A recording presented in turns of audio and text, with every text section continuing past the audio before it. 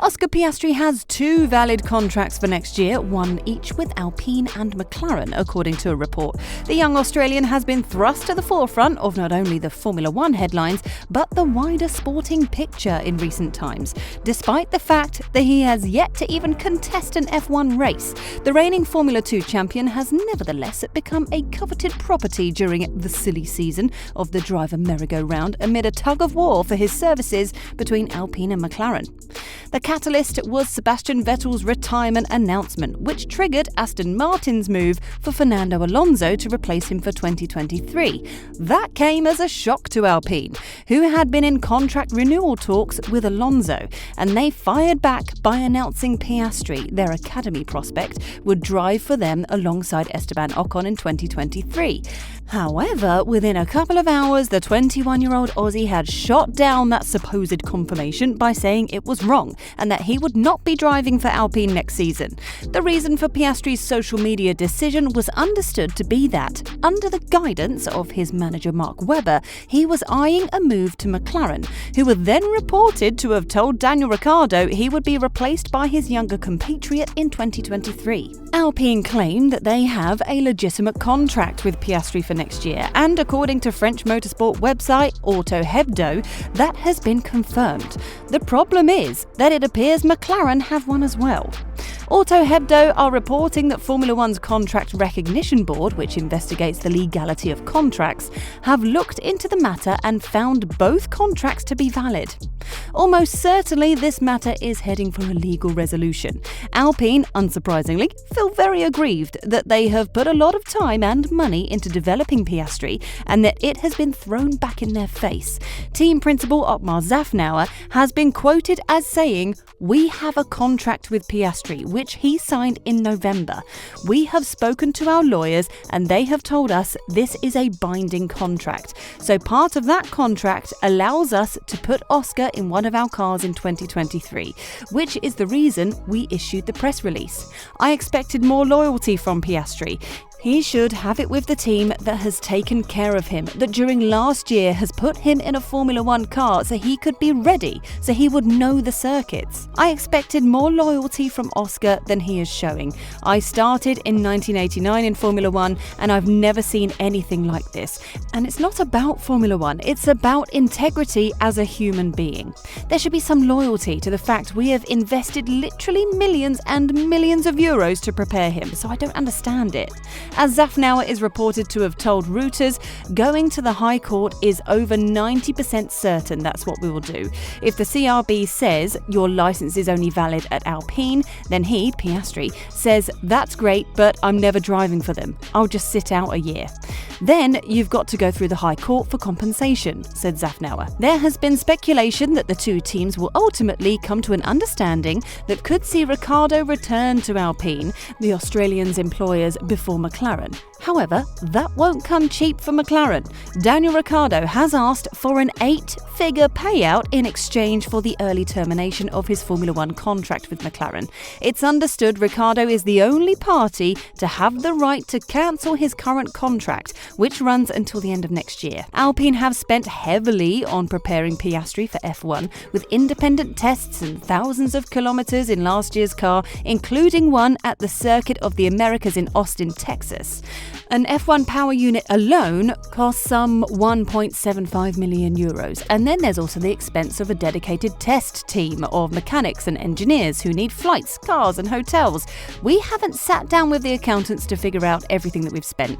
We will have to do that if we go to the High Court, said Szafnauer. He said Piastri had signed a head of terms agreement with Alpine in November last year, which set out the path to a 2023 race debut. The deal included the possibility of being loaned to another team for a year. The legal argument will likely revolve around potential loopholes. Piastri had looked set for a year at tailenders Williams before Alonso, seemingly close to an extension at Alpine, suddenly announced he was joining Aston Martin and sent the driver market into a spin. But on the situation with Daniel Ricciardo, it is curious. He is an 8-time Grand Prix winner, but the reality is that other than a couple of standout moments, he hasn't looked like a genuine race-winning contender since leaving Red Bull. While his sensational Monza victory, McLaren's first for nearly 9 years, was a reminder of his undeniable talent, it will stand out as an outlier result from his time at Woking, bar any stock heroics in the second half of the season. Few thought things would end like this. Ricciardo's arrival for 2021 was seen as a coup for McLaren. Ricciardo's struggles through last season were put down to acclimatising to a new car philosophy, which were gradually ironed out and led to his Monza victory. Surely it was cured for season 2 with McLaren. And yet, the struggles not only continued, but deepened. After 13 races in 2021, Ricciardo had 56 points on the board and 9 points finishes. His haul this year? Just 19 points from 5 races, 3 of which came from 6th in the Imola sprint. So why has Ricciardo struggled so much with McLaren's Formula 1 cars over the past 2 years? The important thing to bear in mind is that while the 2022 regulations may have hurdled a technical overhaul for F1, they did not eradicate many of the characteristics of the McLaren car that made it so tricky to drive last year. The MCL36, just like the MCL35M, excels in high-speed corners but struggles more when it comes to the medium-speed stuff. At the end of last year, McLaren technical director James Key spoke of a desire to attack the weaknesses and account for them with a blank sheet of paper, ensuring there were no legacy built-in behaviours in a new car like that. But Ricciardo ended up encountering the same struggles with the new car. The regulations make the car feel different, but the DNA of the car is still very similar, Ricciardo told Motorsport.com in an interview ahead of F1 summer break, before plans for him to be replaced by Piastri were set in motion. Some of the things from last year, which I struggled with, they are still in this car. It's something I think we're starting to understand better what it is, because obviously I tried to describe it, but to really understand, is it aero, is it geometry, do you know what I mean? We're starting to understand better what it is, and Lando also does complain about it. I think he's just used to it. Norris will hold his hands up and admit he's in a similar boat with the quirks of this year's McLaren car. The car I have now is completely not what I want for my driving style and very unsuited for me, he told Motorsport.com in an interview over the Hungary weekend. It's not a bad thing, it's just that's what it is, and you have to adapt to it. That's why I feel like I've done a reasonable job this year adapting to something that's not quite what I want or like, he added with a laugh that blows my mind. He managed to finish on the podium at Imola given the car's limitations. It points to the difference between Norris and Ricciardo this year. While Norris has been able to adjust and work around the characteristics of the MCL36, Ricciardo has struggled to do so in the same way. He has always been a driver who thrived off having complete confidence in the car, allowing him to be aggressive, throw it around. The McLarens of the past 2 years have not given him the chance to do that. Ricciardo said new issues have emerged with the car this year that served as further setbacks. Some of the, let's call it struggles or difficulties, are a carryover. And then there might be a few new things where you're like, damn, okay, Ricciardo said. It kind of just comes down to the feel. It's probably still hard to get a read, I guess, and really build consistency in a race sometimes. My lap time variation might be quite big, and that's normally uncharacteristic.